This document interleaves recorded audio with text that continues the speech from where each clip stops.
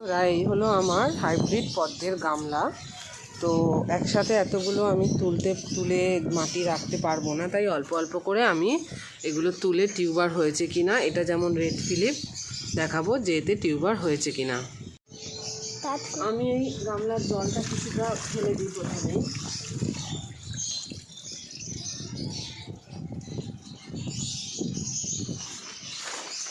তারপরে আমি এই বালতিটা নিয়েছি, এটার মধ্যে এই মাটিগুলো তোলার চেষ্টা করব।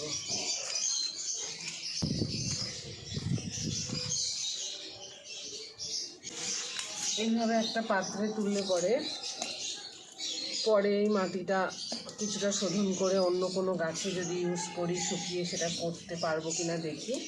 সবচেয়ে বড় কথা হলো ছাদটা নোংরা হবে না। বেশ কিছুটা মাটি খালি করে নিয়েছি, এবার আমি এটার মধ্যে ঢেলে দিচ্ছি।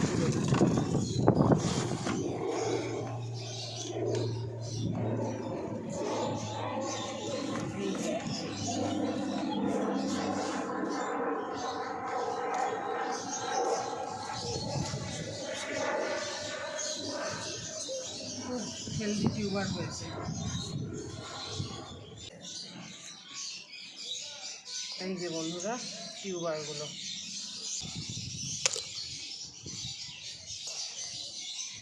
আমি সেপ্টেম্বর মাসে এই গাছ লাগিয়েছিলাম, তাও যথেষ্ট পরিমাণে কিন্তু টিউবার হয়েছে।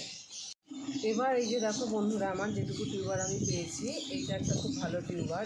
এটা আমি 2-3টে গ্রোয়িং টিপ রেখে আমি কিন্তু কেটে ফেলবো। এই যে এখান থেকে আমি কেটে ফেলছি। এই যে দেখো, এটা আমি কিন্তু জলে দিয়ে দিলাম। এইগুলো বেরিয়েছে, এগুলো সব কিন্তু এই দেখো 2টো টিপ আছে, আমি জলে দিয়ে দিলাম।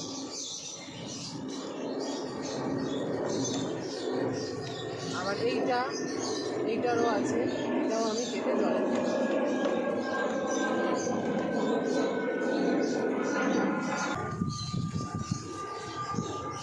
এই একটা খুব হেলদি টিউবার।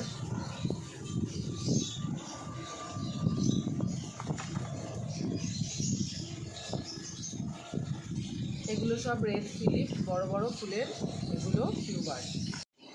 এবার এই আর একটা গামলা, এটা হলো আমেরি পিওনি ফুটেছিল, এটাকে আমি পুরো ধরেই এভাবে উল্টে দেবো।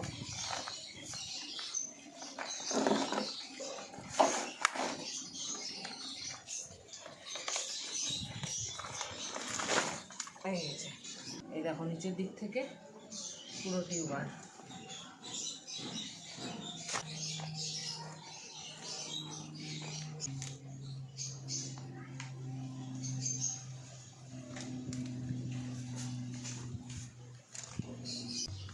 এই হলো আমেরি পিওনির টিউবার। এবার এগুলো আমি জলে ধুয়ে নেবো আগে।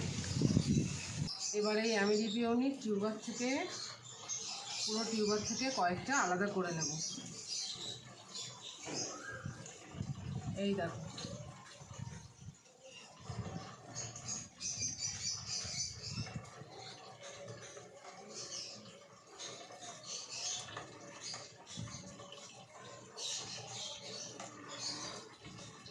এই একটা,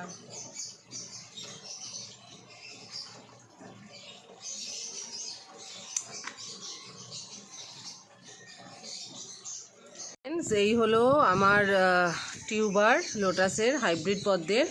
এটা হলো আমেরি পিওনি, এটা হলো রেড ফিলিপ, আর এই ফুলটা ফোটেনি দেখে আমি জানি না, তবে এটাও একটা হাইব্রিড ভ্যারাইটি, গিফট পেয়েছিলাম একজনের কাছ থেকে। এগুলো রিপোর্টিং করে কিন্তু খুব সুন্দর ফুল পাওয়া যাবে। এইখানে এই সবকটারই যেগুলো একটু দুর্বল টিউবার বা রানার বলা যেতে পারে, এগুলোও যদি তাড়াতাড়ি প্রতিস্থাপন করা যায়, এগুলো থেকেও কিন্তু পুরো দামে ফুল পাওয়া যাবে।